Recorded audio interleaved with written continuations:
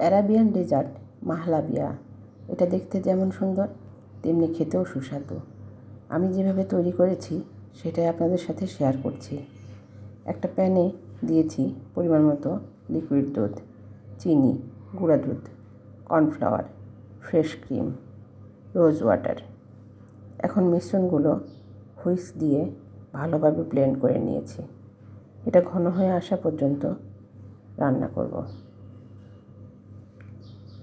এ পর্যায়ে একটা সার্ভিং ডিশে এটা ঢেলে ঠান্ডা হলে ফ্রিজে 2 ঘন্টার জন্য রেখে দিব।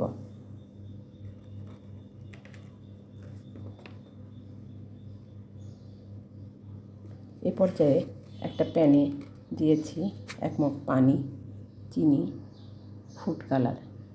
ভালোভাবে মিশ্রণটা গুলে নিয়ে ঘন হয়ে আসা পর্যন্ত জাল দিয়েছি। এ পর্যায়ে এটা সার্ভিং ডিশে ঢেলে দিয়েছি। বাদাম কুচি দিয়ে ডেকোরেশন করেছি। মাঝখানে দিয়েছি তবক। তো হয়ে গেল আমার Eid special Arabian dessert mahalabia.